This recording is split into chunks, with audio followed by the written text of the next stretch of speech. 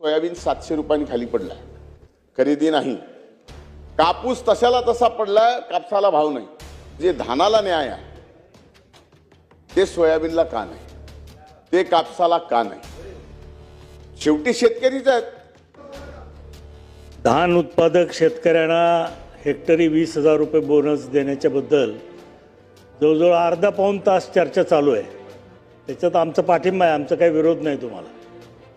परंतु आता मराठवाड्याची परिस्थिती जर विचारात घेतली तर अद्यापही लाखो क्विंटल कापूस शेतकऱ्याच्या घरात पडलेला आहे. CCIने केंद्र बंद केलेले आहे. सोयाबीन खरेदी तर मागच बंद झालेली आहे, अजून सोयाबीन शेतकऱ्याच्या शेतात आहे. तर जसा तुम्ही न्याय धान उत्पादक शेतकऱ्यांना देता महाराष्ट्रातल्या, तसा न्याय कापूस आणि सोयाबीन उत्पादक शेतकऱ्यांना हेक्टरी 20,000 रुपये बोनस देणार का यशाचं?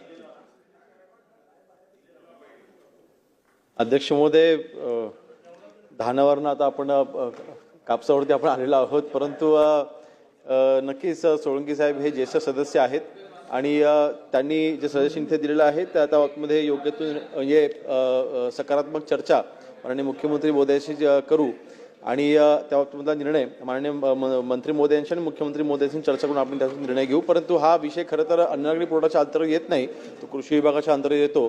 पण तरीसुद्धा माननीय आता शासन म्हणून उत्तर देतोय आणि म्हणून त्याची बांधिलकी ठेवून या बाबतीमध्ये नक्कीच आपली जी मागणी त्याच्यावरती आपण विचार करू. मुंडे साहेब,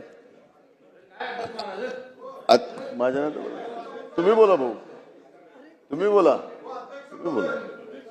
अध्यक्ष महाराज, ही वस्तुस्थिती आहे की धान उत्पादक शेतकऱ्यांची ही लक्षवेधी सुधीर भाऊंनी मांडलेली आहे आणि धान उत्पादक शेतकऱ्यांना न्याय मिळावा ही सभागृहातल्या प्रत्येक सदस्याची इच्छा आहे.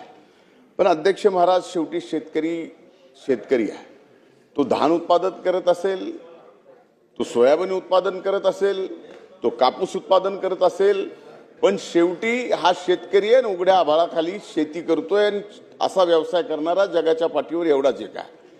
म्हणून या ठिकाणी माझा स्पेसिफिक प्रश्न आहे, थोडक्यात स्पेसिफिक प्रश्न आहे की जे धानाला न्याय आहे ते सोयाबीनला का नाही, ते कापसाला का नाही? शेवटी शेतकरीच आहेत.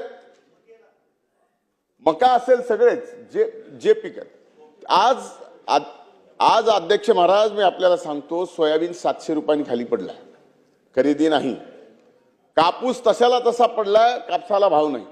मग हा शेतकरी वेगळा असं समजण्याचं कारण नाही. शेवटी याबाबत सुद्धा अध्यक्ष महाराज आपण निर्देश द्यावेत की याबाबत एक बैठक वेगळी घ्यावी आणि धानाला जसा न्याय मिळतो तसा इतर विभागातल्या वेगवेगळ्या पिकाला सुद्धा मिळाला पाहिजे.